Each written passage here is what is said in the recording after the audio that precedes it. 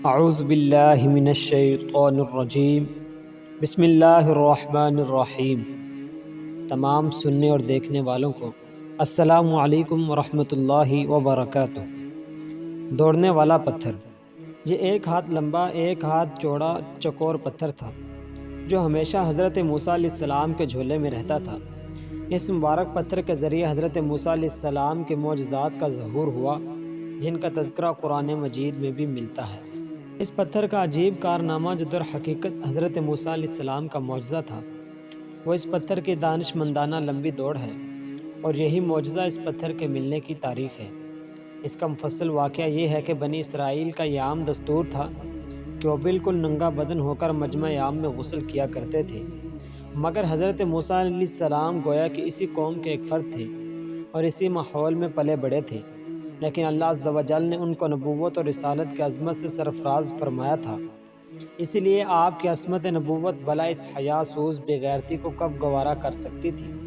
آپ بنی اسرائیل کی اس بے حیائی پر سخت پریشان اور انتہائی بیزار تھے، اس لیے آپ ہمیشہ یا تو تنہائی میں یا تہبند پہن کر غسل فرمایا کرتے تھے۔ بنی اسرائیل نے جب یہ دیکھا کہ آپ کبھی بھی ننگے بدن ہو کر غسل نہیں فرماتے، تو ظالموں نے آپ پر بہتان لگا دیا کہ آپ کے بدن کے اندرونی حصے میں یا تو برس کا سفید داغ یا کوئی ایسا عیب ضرور ہے جس کو چھپانے کے لیے یہ کبھی برہنہ نہیں ہوتے،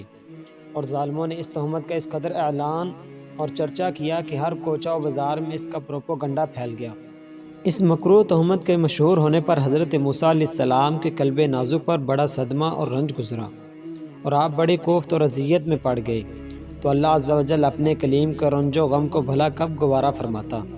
اور اپنے ایک برگزیدہ رسول پر ایک عیب کی تہمت بلا اللہ عز و جل کو کب اور کس طرح پسند ہو سکتی تھی۔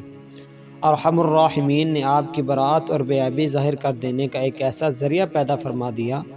کہ دم زدن میں بنی اسرائیل کے پروپوگنڈا اور ان کے شک و شبہات کے بادل چھنٹ گئے، اور آپ کی براعت اور بے عیبی کا سورج روشن و آشکار ہو گیا۔ اور وہ یوں ہوا کہ ایک دن آپ پہاڑوں کے دامنوں میں چھپے ہوئے ایک چشمے پر غسل کے لیے تشریف لے گئے،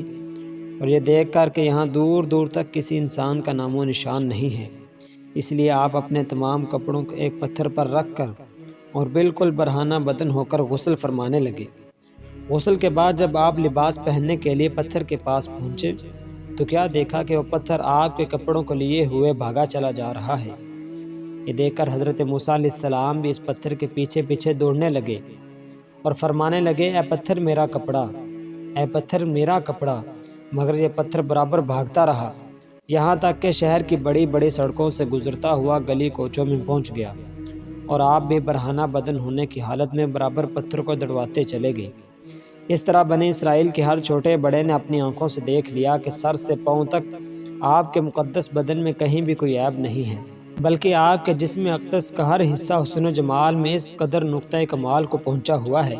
کہ عام انسانوں میں اس کی مثال تقریباً محال ہے۔ چنانچہ بنی اسرائیل کے ہر فرد کی زبان پر یہی جملہ تھا کہ یعنی خدا کی قسم حضرت موسیٰ علیہ السلام بالکل ہی بے عیب ہیں۔ جب یہ پتھر پوری طرح حضرت موسیٰ علیہ السلام کی برات کا اعلان کر چکا تو خود بخود ٹھہر گیا۔ آپ نے جلدی سے اپنا لباس پہن لیا اور اس پتھر کو اٹھا کر اپنے جھولے میں رکھ لیا۔ اللہ تعالیٰ نے اس واقعے کا ذکر قرآن مجید میں اس طرح بیان فرمایا ہے